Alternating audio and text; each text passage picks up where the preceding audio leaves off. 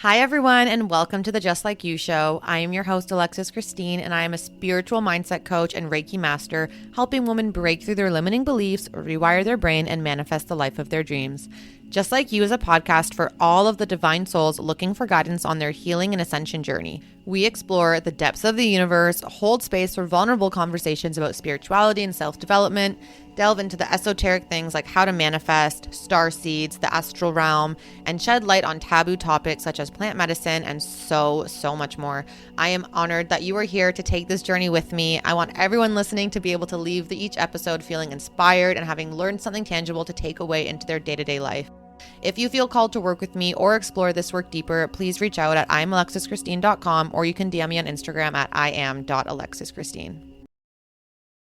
Hello, everyone, and welcome back to the Just Like You show. This is your host, Alexis Christine, and today we have a really exciting episode. I know that I say that every time, but I really am excited about today's. I have a guest on called Isa, and her and I met when I was in Mexico, of course, and we actually sat together in an ayahuasca circle. We went on an ayahuasca journey that night together with a group of other women, and she actually is a coach specializing in plant medicine. So we'll talk about that a little bit more once we actually get to the episode. But I just wanted to send a little disclaimer that we are not doctors. If you are listening to this and think that you may be interested in using plant medicine along your healing journey, I would recommend that if you do have depression or anything that you take medication for, that you just make sure that you're very careful about it. Get a professional's advice, take the normal routes of precaution because it is a very powerful medicine. It does go deep into your subconscious and you need to be responsible in the way that you're using these plant medicines as they are very sacred. So we talk about psilocybin, which is mushrooms, and we also talk about ayahuasca, which the main component is DMT. And just in case, because we didn't explain what ayahuasca was in the actual podcast, I realized after. Ayahuasca is a plant medicine. It's a psychedelic as well. So as I said, DMT is the main psychedelic ingredient in it. And it's derived from two different roots that come from South America. So they basically make like a drink out of these two different roots. And you drink that in ceremony with some shamans and facilitators. And basically ayahuasca is never something you would do on your own. You always do it with some sort of facilitator and some sort of ceremony. It's very sacred. And she, who is the medicine, will teach you things and show you things and basically send you on this insane spiritual inward journey. So that's basically what ayahuasca is. Feel free to Google, YouTube, etc. if you want to get a little bit more details on what exactly it is and how it works. But yeah, so I just wanted to give that little disclaimer. We are not telling you that you have to do this. We are not trying to force you or sway you or, push any opinions down your throat. We're just talking about our experiences, how she works with it, just how it plays a role in our lives, and just make sure that you are responsible with your consumption. And, that goes for everything. Be responsible with all of your consumptions in life, whether it's alcohol, plant medicine, psychedelics, or any type of other drug you decide to dabble in. Just be responsible always. So with that, we're going to get into the episode, and I hope you guys enjoy.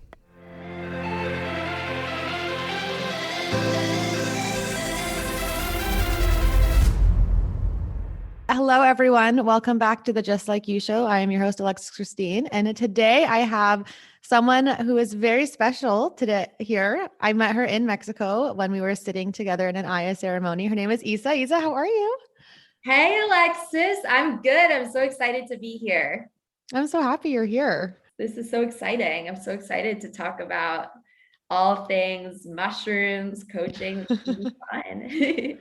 It's going to be so good. So for those of you who don't know who Isa is a coach focusing on mushrooms and kind of the psychedelic world, and also the entrepreneurial side of that, and coaching other coaches to kind of help you through all of your limiting beliefs, your blockages, and just kind of bring you back to your authentic self. Did I explain that properly? Did I miss anything?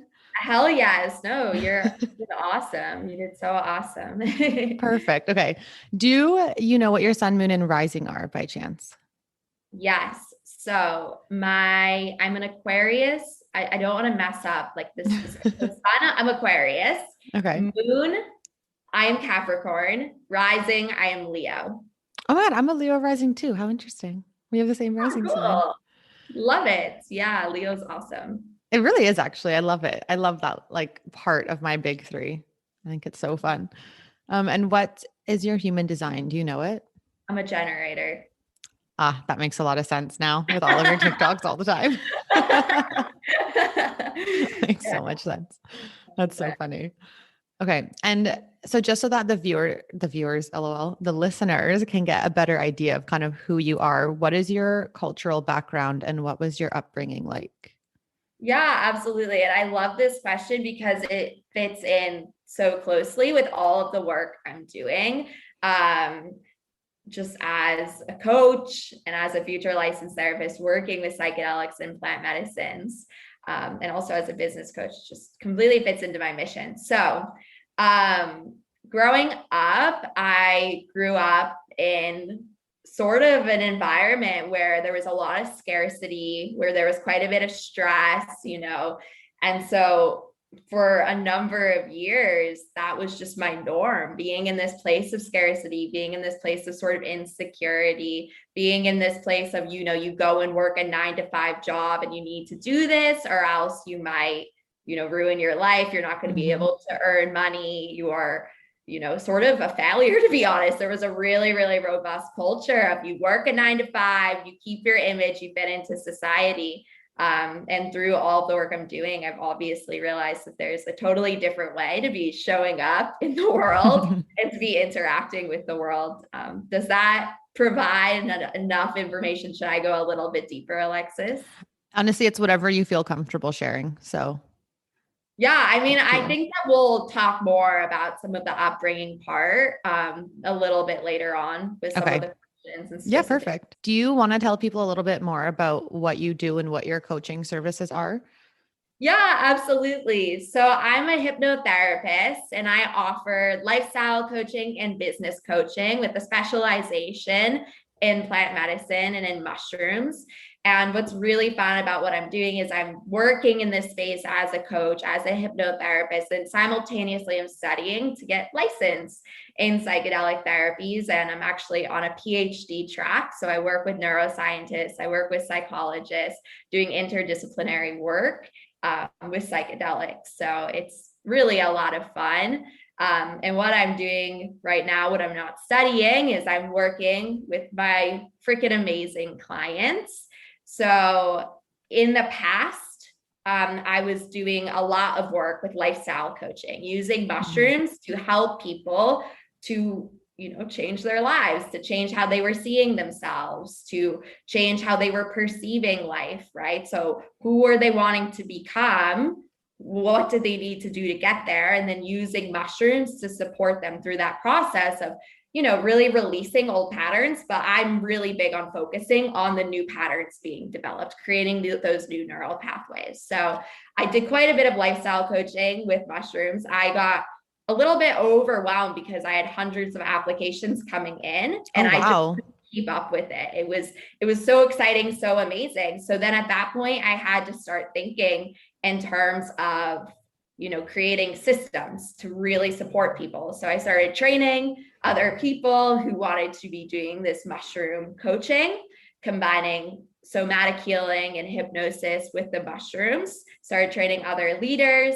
That led to creating a certification program. I have an online community where people can just have access to the modules so that they have those 10 steps for rewiring their mind, for releasing those stuck traumas as they step into the person that they're becoming. And then through that process, I really found a passion for business coaching. What I realized is that business coaching is very similar to lifestyle coaching. It's just that you're talking about business and macro structure. It's not just the micro aspect of people's lives. So, business and effective, authentic marketing is really a matter of law of attraction, right? It's a matter of getting Mhm. clear on your intention and matching that intention with your passion. If you have an intention, but you're coming from a place of scarcity and stress, your business is not going to take off the way you want your business to be taken off. But as you get clearer and clearer on your intention, as you strengthen your mindset, and as you match that with passion, what I've seen working with clients again and again and again is that people are able to really, double their income, triple their income, and reach more people in the process because they're coming from this place of passion and integrity. So that's been my journey in a nutshell. That is so cool. And I love that you started off as one thing. And as you progressed, you just were open to what the universe was kind of handing you and went with the flow and changed your services to what you were being called to at that time. You weren't kind of stuck in that rigid structure of, no, this is what I do, this is what I have to do, and ignoring all of those other pings coming at you.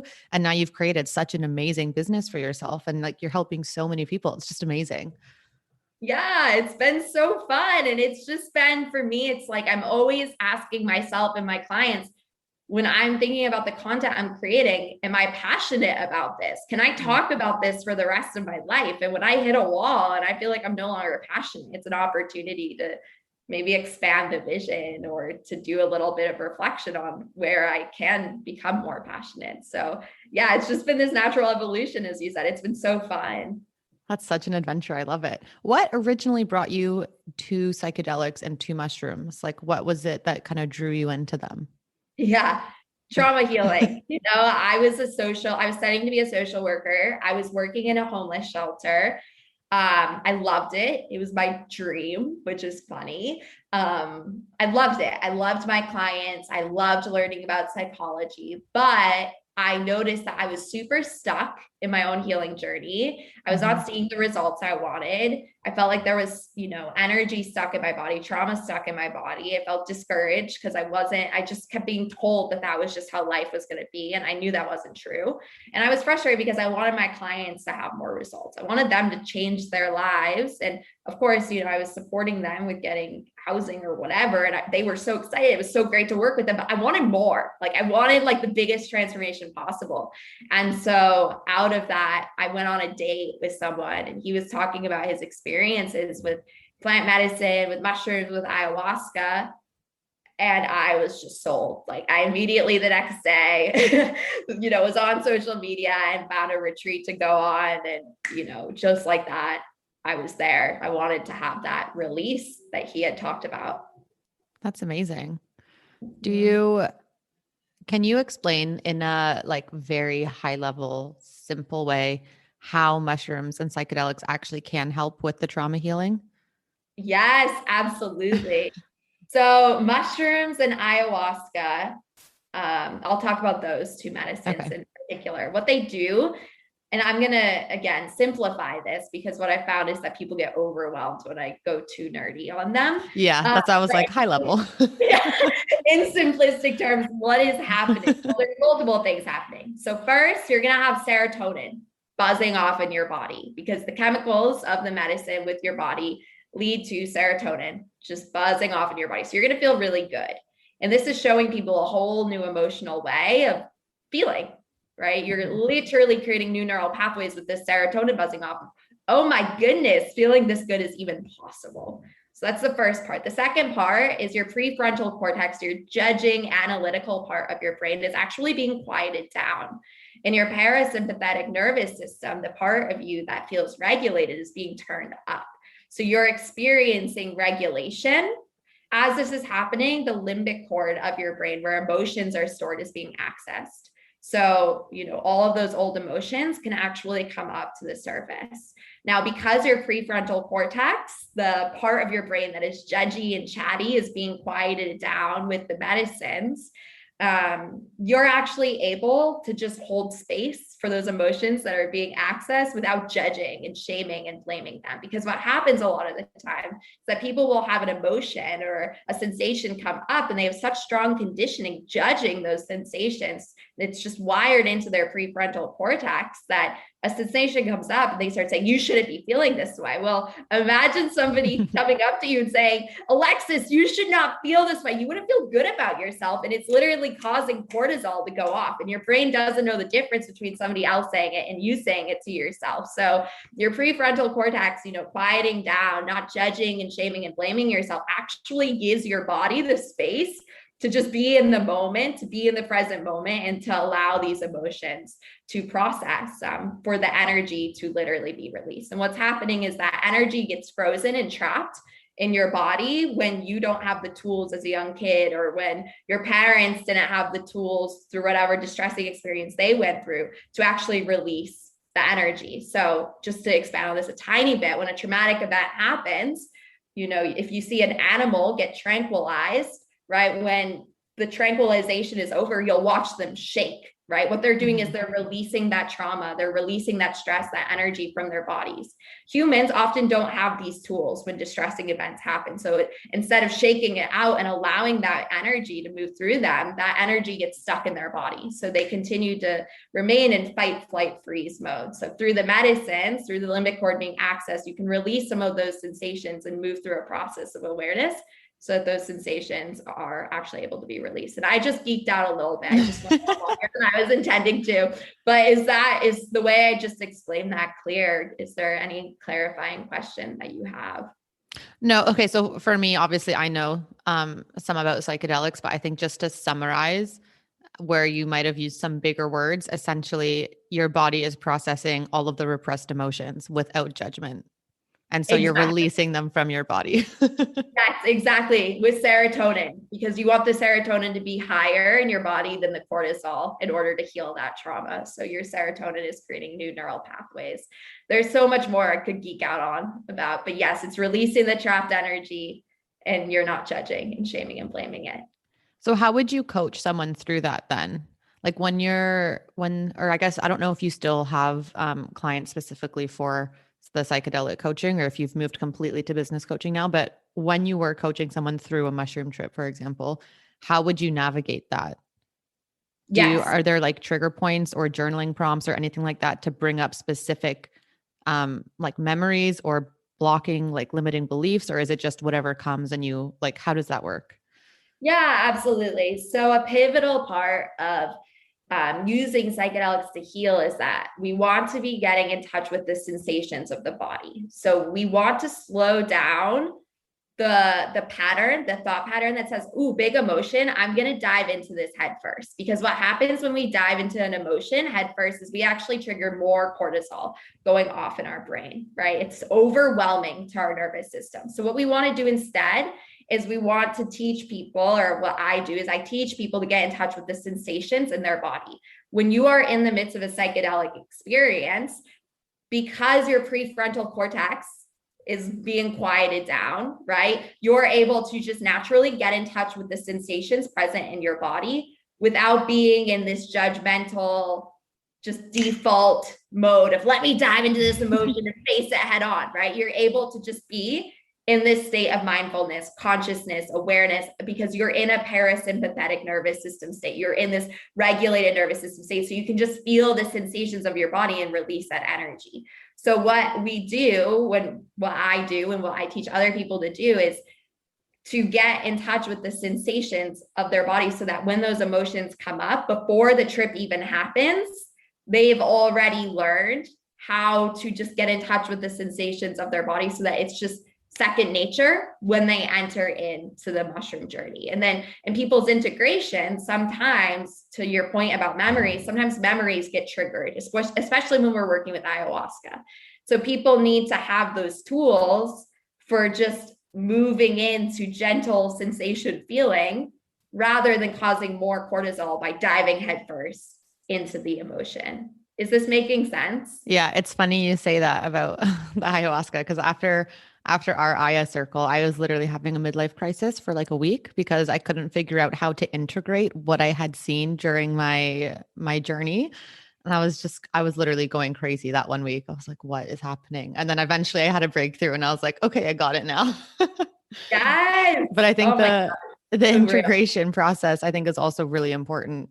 Once these memories or these feelings or whatever has come to surface and you've released them, there is still the integration process after to actually integrate whatever you've learned or whatever you've released like back into your life and make sense of it. So do you have any integration tips for people and how they can do that? Absolutely. So the most important piece of working with psychedelics is getting clear or beginning to get clear on who you want to become. Okay. So you don't want to get stuck in the subconscious trap of I'm so broken. I need to get to the bottom of all of my thoughts, all of my problems, and then I'll be happy. Because what you're doing is you're just reinforcing those ways of thinking again and again and again. And I won't get too nerdy on this. So you just want to ask yourself the question, where do I want to go? Right. And when you're moving through that integration process, keep coming back to this question. Right. And when we come back to this question, we want to get clear on what emotions and thought patterns do I want to let go of. So during a plant medicine ceremony, some old emotions might come to the surface. Some old thought patterns might come to the surface. Right. So you can integrate tools to support you just in releasing those. And then you want to think about, who do I want to become? What does this person embody? Right? What are the thoughts? What are the behaviors? What are the habits? What are the emotions that this person embodies? And because you've taken plant medicine, what happens is your subconscious is much more suggestible. So it's much easier to begin implementing these new ways of being, right? So then you want to really just get clear on who you are becoming. And then you can implement a variety of techniques for actually, changing your habits, for elevating your emotional state, right? For continuing to be in a regulated state. But really the $1 million questions are always, where are you going? What do you need to let go of? And what do you need to step into? Ooh, what do you need to let go of really hits me? Because I feel like every time I'm like, there's something that I just need to like let go of. Most of the time it's control. Because in day-to-day life, like I'm not overly controlling. I'm like very good with the flow, whatever. But there's specific things where I'm like, I need to know what's happening and when it's happening. Like, for example, I'm moving at the moment. I have no idea where I'm moving to. I have no idea when I'm going to be moving because I'm going home for a bit in between. And I'm like, I need to know what my dates are. I need to know when to book my flights. Like, I can't just release control and let the universe figure it out for me. I have this need in my brain to like just have it all done, if that makes sense. So that's always one thing I'm trying to work on. It's so difficult. Absolutely. Yeah, it's so difficult. And that's really just a matter. I mean, I don't want to speak into I'm not trying to coach you on the spot, but I see this all the time. Right. And what we're really seeing in society is that we're moving, right? What you're talking about is so normal, right? Because we're moving from this place of needing to be in fight, flight with ourselves and with the environment, right? Of being in a sympathetic nervous system state of anxiety into training our nervous systems to be in a parasympathetic state where we realize, oh my God, there's nothing to worry about. Everything is okay. And the more that we're able to train our body to think that way, the more our external reality shifts, right? Because we're aligning our thoughts with this emotional frequency of everything is safe, everything is okay. I'm so grateful, my life is okay. And then the more that we have a clear intention of thought with this emotional state, quantum physics shows that we are affecting reality. So it's really a matter of just training our nervous system to be in this state of regulation rather than the state of, stress and like, what do I need to do? Oh my God, am I safe? Am I safe? Am I not safe? Right. So I see that all the time, and it's really just a global shift that we're going through, which is really exciting. It's funny because like I already have the keys to my aunt's place in London. So I know that when I come back from Toronto, I'll be staying there until I find a flat. So it's not even like I'm going to come back and be homeless. Like I know that I have somewhere to go, but this thought in my brain is still like I need to get it figured out. So it's a journey. It is a journey. That's right. That's right. Absolutely. So what other types of things can mushrooms heal, whether it's hero doses or microdosing? Yeah, absolutely. Absolutely. So something that is really fascinating that I've learned through studying with indigenous healers is that microdosing is way more effective when you take it after a macrodose. Okay. Ooh. Yes. So you are much more sensitized to the effects of mushrooms when your body already had the experience of those mushrooms, right? It's reminding your body, you've already created these new neural pathways. And then when you continue to microdose after, you're just reminding your body of this experience that you had, right? It's just much easier to really be sensitized to those wonderful benefits. So that's the first thing I would say. Not that you specifically asked about that, but that is something very important, right? That I've witnessed, in terms of people getting benefits from microdosing, and then the people who Like when people have life-changing transformations with microdosing, often they've already taken a macrodose before. The people who have more resistance to the medicine and are not seeing the benefits, right, often didn't have any preliminary And is experience. that within a close period of time, or could they have done a macro dose like 2 years prior as like a, Over 20 years prior, it doesn't right? matter as long as you've done it.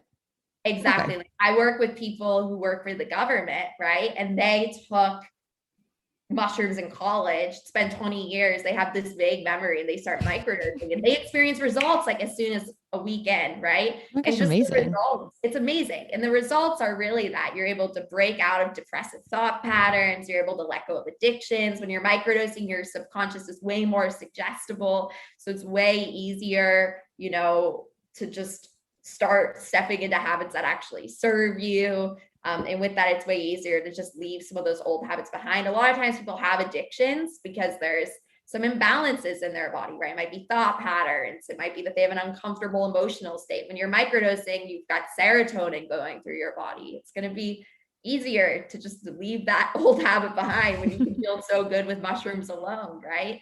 So there's so many benefits. It really is just creating new neural pathways. It's creating hyperconnectivity in your brain. So your brain is thinking in new ways. You're letting go of some of those old depressive patterns that just aren't serving you, that are literally causing cortisol to buzz off. You're also creating a regulated emotional state, right? It turns down that prefrontal cortex, that fight, flight, stress response. It turns down your default mode network that is just automatically always in stress mode, looking out there. What's the problem? What's the problem? What's the problem? And you're able to expand into that parasympathetic, regulated nervous system state where you feel clarity and ease and regulation. And then, yeah, as I already said, you're more suggestible. It's easier to step into those habits that really serve you and that serve your nervous system and that serve your body. That's so cool. Can you just quickly explain what a microdose is, just in case anyone listening doesn't actually know? I realized I just asked it without explaining because for me, it's such a normal term. So, Yeah, yeah, totally. So a microdose is going to be 0.05 to zero point 0.1 grams typically. Now you might take more than that, right? You're not going to, depending on the strength of the mushroom, you aren't really going to experience hallucinations until, some mushrooms, if it's a strong strain, 0.8 grams, you might start experiencing hallucinations, right? So as long as you're not experiencing hallucinations, it's still a microdose. Even 0.5 grams, right, with a stronger dose of mushrooms, you're going to start experiencing hallucinations. So microdose is going to be below hallucination territory. okay. So basically just enough to open up your brain a little bit, but not enough to actually give you like a trip per se. Yes, exactly. Perfect. Yep. So what are some of the misconceptions or like the most asked questions about working with plant medicine that you receive? Yeah. So to be honest, most people who I work with, they feel a call in their heart. They're seeing it on TikTok. There's something in them that's excited by it. Even if it's just like, this sounds cool, right? Mm-hmm. Typically, what helps people through any of that anxiety, because there are misconceptions, there's fear narratives around the medicine, Yeah. right? Or there's this idea that it's like what druggies do, right? And typically, when people just have some basic science, right, they feel a lot more empowered in their decision to, listen to themselves and follow this path. So just some basic science is often very helpful for people. The other piece of this is that if somebody is really freaked out by psychedelics, then I tell them no, right? I don't work with them because it's not time. And we're talking about a very, very strong medicine. This isn't like, oh, let's go and sit in the sauna for 30 minutes and clear our head. This is a very strong energy force, and it deserves to be treated with reverence. And if somebody is not in a place where they can, where they feel like reverent of the medicines, or, that they really need the science to prove every single aspect, because the truth is science is still coming together around psychedelics. This is a developing field, Yeah. cutting edge. So if somebody is not in a place where they, feel a strong resonance or where they are just at such dissonance with the medicine, then chances are it's just not the right time. And I tell them, hey, maybe reach out in a year or 5 years, right? Like, 5 years. like this doesn't need to happen right now. So, yeah, that's important. If people are so scared of the medicines, then it's not the right time. I'm not going to force the medicines down your throat because that's like traumatizing. It is just not necessary. I think that's an important thing to note too, just not so much on the client side, but on the coaching side, like to turn down customers who don't feel aligned or who aren't like overly sold. Like if there's any sort of hesitation, especially with psychedelics, because it's going into your subconscious. And if you go in with a scared mindset or a negative mindset, that's going to circulate while you're on it, then you have to be so careful. So that's so good Yeah, that you actually like have the strength to be like, no, it's not your time. totally. Oh my gosh. Yeah. And just to speak into that a little bit further, it's like, I don't want to be a cult leader. Like this, not, I'm like, it's a strong boundary, So it's like when people are looking at the medicines to fix them, or they're looking at me to fix them, or they're looking at the shamans who I work with to fix them, I tell them, I tell people you need to be a self leader. You need to be self responsible, because as soon as you start looking at me or the medicines or shamans to fix you, like that's when we enter culty territory. That's, Mm-hmm. so I want to be clear. I'm going to give you all the tools. And if you show up with these tools, and if you show up with the plant medicines, you get to watch your life and your process shift and change, but it's up to you. And yeah, with that, it does take a certain personality to really take responsibility for your healing journey, for Mm-hmm. the life that you choose to live on a daily basis. It takes a strong sense of leadership on clients' end. And it's really important to me that when I'm working with people, that people are self-leaders, because I don't want to be a cult leader. And two, I want to have the utmost reverence and respect for these medicines that we're sitting with, and the process that can unfold through, this dynamic between the person showing up for their lifestyle and through the medicines together. Exactly. Yeah. What has your experience with psychedelics been like? Like, what are some of, I don't know if you have any like massive breakthroughs you feel comfortable sharing, or just like funny anecdotes or stories that you could share, but what kind of has your journey been? Oh my gosh, my whole life has changed. Like, I would say um, first, I would say that, I've been able to release so much stored up energy that had been trapped in my body. So that is so life changing. That has been so life changing, to go and sit in ceremony and to have such a big, like, emotional release, through this mindfulness dance and through the medicines, releasing all of these repressed emotions, being able to then walk out of ceremony and feel 10 pounds lighter. That's an experience that I can't really describe in words. And Yeah. it's an experience that is just so transformative to realize, like, oh my God, I don't need to carry all of this with me forever. Any of those dense emotions, like, I don't need that anymore. And I can let this go. It's so empowering. So that has been a huge piece. Oh my God, I could just like go on and on. I'll tell a funny story. So Okay. in the last ayahuasca ceremony that I was in, there was one point where all of this emotion was coming up related to men and the masculine, related to my like sexuality, related to business and how I was showing up for my business. I was showing up in a way that wasn't totally aligned. It was really masculine, like trying to get myself to go that extra mile when I didn't have that passion backing myself up. And, just so much emotion was coming to the surface. And I got this really clear message, to put my face in the dirt and to surrender. And I said, okay, sure. Like, sure. So I Hold put on. my, oh yeah, Physically put your face in the dirt. put your face. Yeah. Oh my gosh. So I was like, okay, sounds good. Right. And so I put my face in the dirt and surrendered. This is like a good story.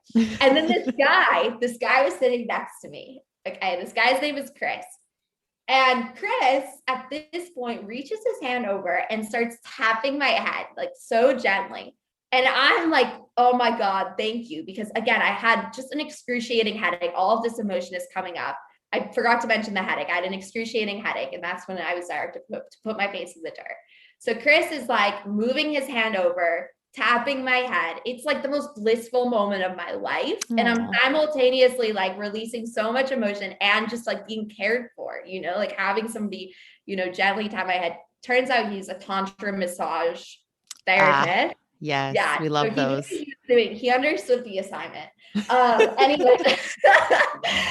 Anyway, he's doing this, and it's just this crazy moment because, of course, like all of this emotion is related to traumas I've had with men in the past, right? And all of this hyper masculine energy not being connected with my heart and my entrepreneurial pursuits. So, anyways, he's tapping my head, and we end up like dating. Like after this ceremony, we went from being like our egos were clashing before the ceremony. We really were just like, who are you and what is up with you? And then we have this moment, and it's like such a strong connection. And then after the ceremony, we're talking about our dynamic, and we end up dating, and we're still dating like right now. So that's one of my crazy. Is this the one you told me about?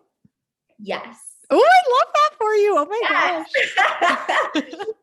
Yes. That is so fun. And one thing I want to touch on, the fact that you just said before the ceremony, your egos were kind of like butting heads. It's so interesting because I am very big on like reading people's energies. And there's some people you just walk into a room or into a crowd and it's like, you don't even have to say anything, but you just automatically, your energies are like repelling like two ends of the magnet. And it's like, there's no explanation for it. There's no reason why, but you're clashing for nothing. So it's so interesting that like, I don't know what it is. I wonder why it happens, but it's really cool that you had that feeling and then we're able to bond through ceremony and like just drop the ego. And now you guys are just like living life blissfully together. Yeah. Yeah. And we still have to be aware, like we both have very strong egoic subconscious conditioning. And it's very clear when that subconscious is back at the surface. And we both know that it's happening, but we have this deeper connection that we got to experience through the medicines and beyond the medicines of like who we are when we're not just in that rigid sort of normal thinking that we both kind of dance between, right? Because it's not like you like kill your ego and it never comes up again. That's like a misconception, I'd say, that comes up with plant medicine. It's really this dance that happens between the past and then where you're going, right? The old conditioning and then who you're becoming as you enter a more regulated, blissful, high energy state. So yeah, it's just been amazing. It must be also a really cool experience to navigate that with someone who is also very self-aware and is navigating it as well. Because even if we're doing the work on ourselves, if we're dating people or we're friends with people who aren't in that similar mindset and they just operate strictly from the ego, sometimes you being self-aware and working through that on your own isn't enough. Like you need both of the humans in the situation to be kind of working on it. So the fact that he's on the same type of level, like that just must be such a cool experience. I've never had that before. Oh my God, it's amazing. And then get this, Alexis, a month before I met him, I had written down in my journal, like everything he embodies, right? He's a tantra instructor. I said I wanted a tantra instructor.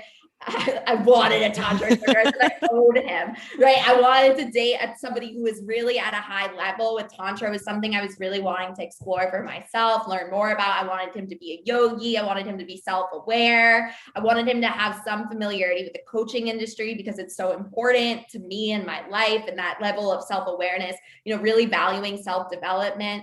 And I wanted him to value plant medicine. And then lo and behold, he's a mental trainer and a tantra coach who like specializes in massage. And it's mind-blowing, right? That is so amazing. Literally what unfolded. So yeah.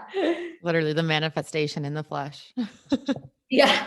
Right. As soon as I freaking surrendered, which is an amazing synchronicity as well, because it literally happened when I put my face in the dirt and said, okay, fine, I surrender. I'll like leave these old emotions behind. You win. That's so brave, because I'm just picturing the morning of our ayahuasca circle, that scorpion running around. And I'm like, to have to just put your face in the dirt. What if it was there?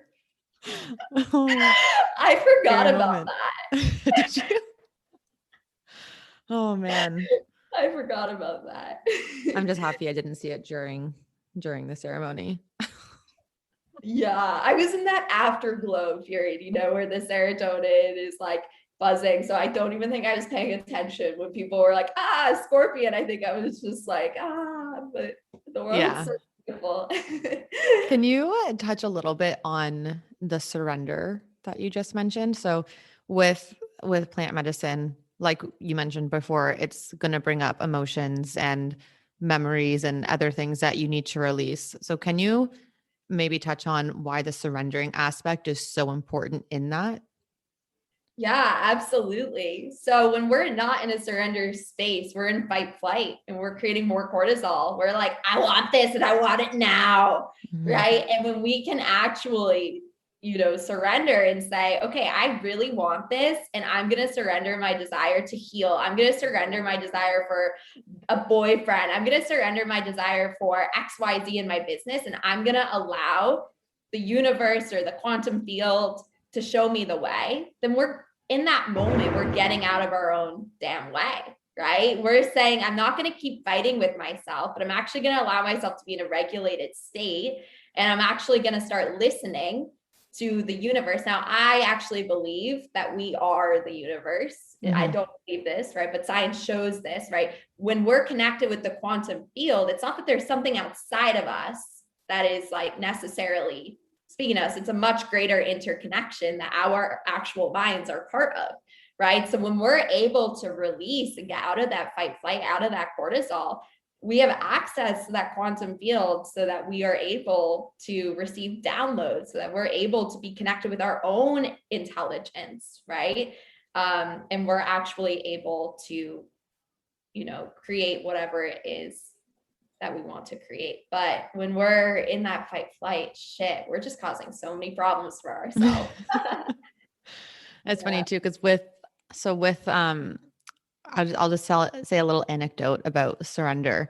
When Yeah. we were in our Aya circle, it was right after I'd gotten to Mexico. So I was still very much on the UK time zone. And I think we had our first cup at like 11 or 11:30. So it was quite late. I was normally already in bed by this time. It's like 4 or 5 a.m. UK time, right? Like I'm exhausted. And I wasn't feeling anything. I was just insanely yawning.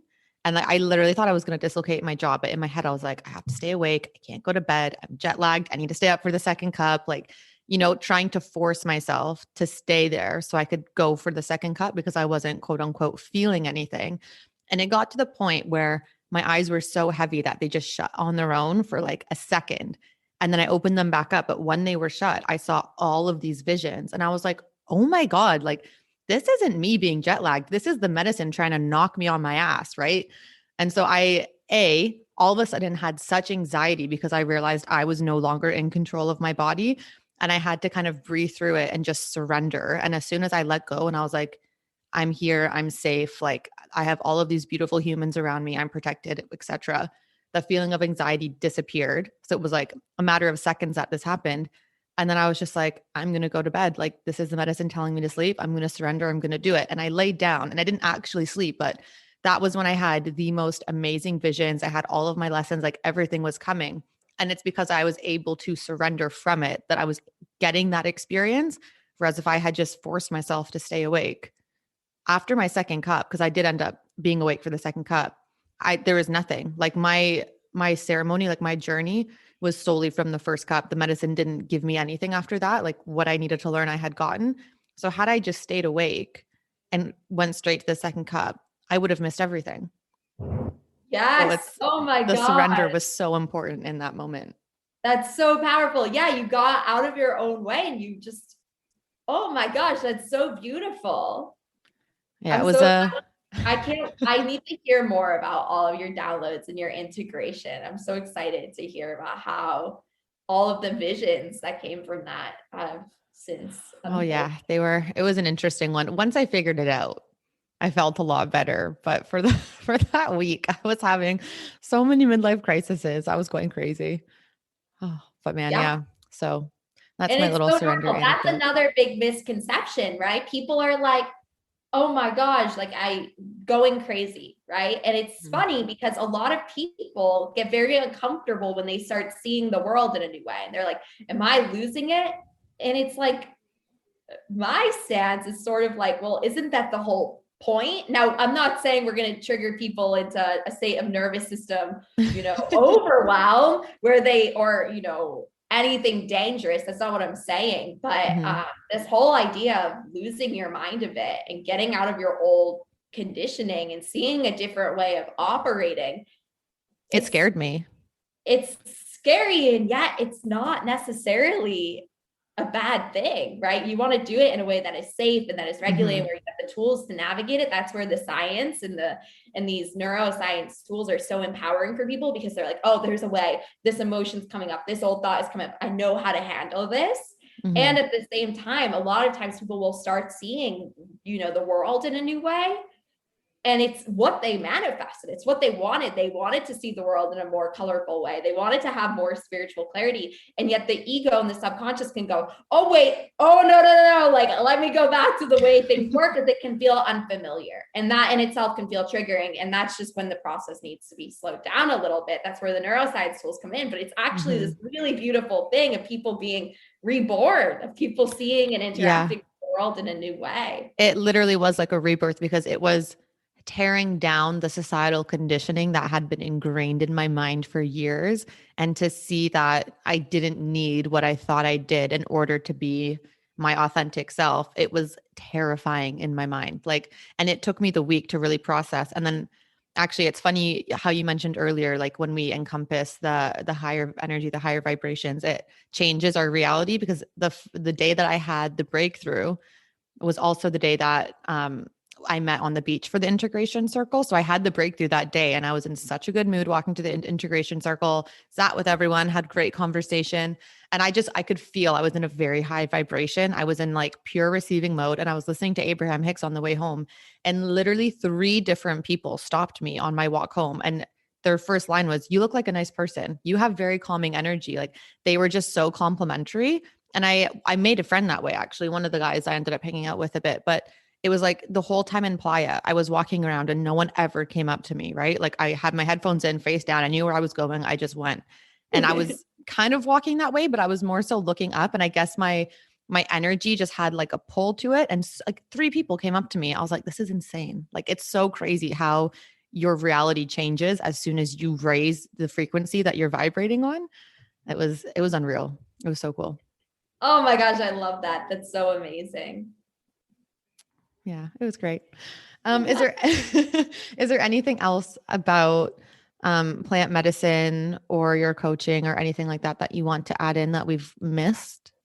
Yeah, I mean, I guess I'd just speak on what you just said, is that when you take plant medicine, the more you surrender and the more you get out of your own damn way and the more that you allow the process to work, you start manifesting really quick, right? Because Hmm. these medicines calibrate, at such a high frequency and are showing you totally new ways of showing up and interacting with the world, that change happens quick, right? Now it's Yeah. not for the faint-hearted, it's for the leaders who are able to take responsibility for their lives and their thoughts and their emotions and implement the lifestyle changes and listen to their heart, listen to the downloads, right? Not wait for somebody else to implement. But when you're connected with the quantum field and your subconscious is showing you the next step, you listen, like, Hmm. this is the process of surrendering and just making those quantum leaps happen, manifesting incredibly quick. So I love that you literally had that on such a micro scale, just Yeah. like people coming up and being nice to you and like experiencing that whole reality shift just on such a, small level. It was really cool because one of the guys, like when he first stopped me, he was like bouncing off the walls with energy. And by the time we were done our conversation, he was like, "Wow, I feel so much calmer now. Like you have such a calming presence." And I was like, "Thank you. That's such a nice compliment." Like people need to compliment me more on my energy. Like I don't care. You don't need to compliment me on my looks. Compliment me on like me, you know? But Yes. I think what you just said though is really important is when you do take psychedelics and you're having those learnings from it, you do need to implement it. You can't just have the learning and then keep living the life the way that you used to. Like you actually need to start implementing the things that you've learned or you're not going to see any changes.